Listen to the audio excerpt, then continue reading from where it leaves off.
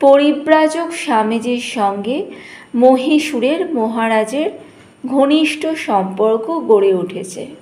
অন্যদের মতো মহীশূরের মহারাজও স্বামীজির প্রতিভা ও ব্যক্তিত্বে অভিভূত।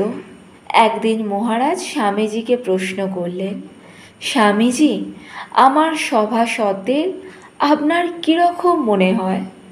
সভাসদরা সেখানেই উপস্থিত ছিলেন। তাদের সামনেই স্বামীজি বললেন, সভাসদদের প্রকৃতি সর্বত্রই সমান। স্বামীজির এই স্পষ্ট ইঙ্গিতে মহারাজ অপ্রস্তুত। তিনি একটু আপত্তি করেই বললেন, না না স্বামীজি, আমার দেয়ান অন্তত তেমন প্রকৃতির লোক নন।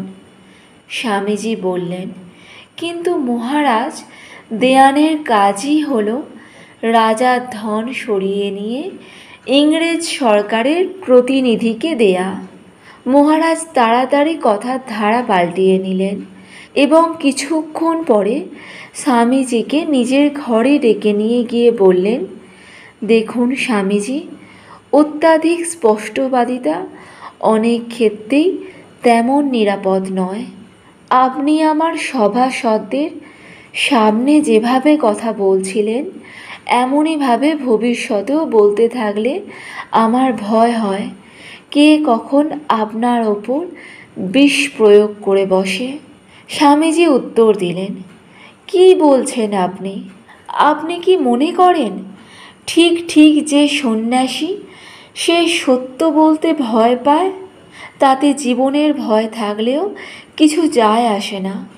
এই ধরুন মহারাজ, কাল যদি আপনার ছেলে আমাকে জিজ্ঞাসা করে, স্বামীজি, আপনি আমার বাবার সম্বন্ধে কি মনে করেন, আমাকে কি তখন আপনার ওপর এমন সব গুণাবলী আরোপ করতে হবে যা আমি ঠিক জানি আপনার কোনো কালে নেই? কক্ষনো না। এরকম স্পষ্টবাদী হলেও স্বামীজির রীতি এই ছিল যে কারো দোষ দেখলে তাকে সামনেই ভৎসনা করতেন, কিন্তু অসাক্ষাতে তার গুণের দিকটাই শুধু বলতেন। দোষের কথাটা তখন তার যেন মনেই থাকতো না।